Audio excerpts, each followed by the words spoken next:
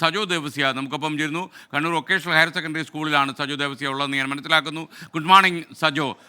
ഈ പോളിംഗ് സാമഗ്രികൾ വിതരണം ചെയ്തു തുടങ്ങിയോ? കാര്യം 8 മണി കഴിഞ്ഞല്ലോ. SKN പോളിംഗ് സാമഗ്രികളുടെ വിതരണം ആരംഭിച്ചിട്ടുണ്ട്. 8 മണിക്കാണ് ഉദ്യോഗസ്ഥർക്ക് ഇവിടെ പോളിംഗ് സാമഗ്രികളുടെ വിതരണം, അതായത് ബാലറ്റ് യൂണിറ്റ്, അനുബന്ധ സാമഗ്രികൾ വിതരണം ചെയ്യുന്നത് ആരംഭിക്കാൻ തീരുമാനിച്ചിട്ടുള്ളത്. ഇപ്പോൾ തന്നെ നമുക്ക് ദൃശ്യങ്ങളിൽ കാണാം. വിവിധ കൗണ്ടറുകളിലായി അതാത് ഉദ്യോഗസ്ഥർ, അതായത് ജില്ലയിലെ വിവിധ നിയോജക മണ്ഡലം ലോക്സഭാ മണ്ഡലത്തിന്റെ ഭാഗമായ നിയോജക മണ്ഡല അടിസ്ഥാനത്തിലാണ് പോളിംഗ് സാമഗ്രികൾ വിതരണം ചെയ്യുന്നത്. ഞാൻ നിൽക്കുന്നത് കണ്ണൂർ നിയമസഭാ മണ്ഡലത്തിന്റെ ഭാഗമായ Kannur municipal higher secondary school, vocational higher secondary സ്കൂളിലാണ്.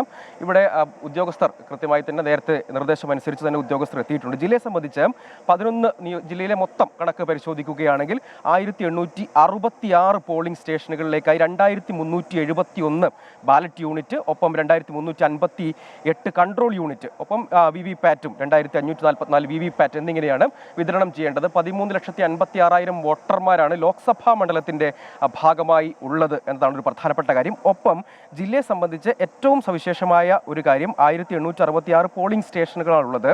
അതിൽ 418 പോളിംഗ് ബൂത്തുകൾ എന്നത് അതീവ പ്രശ്നബാധിത ബൂത്തുകളാണ്.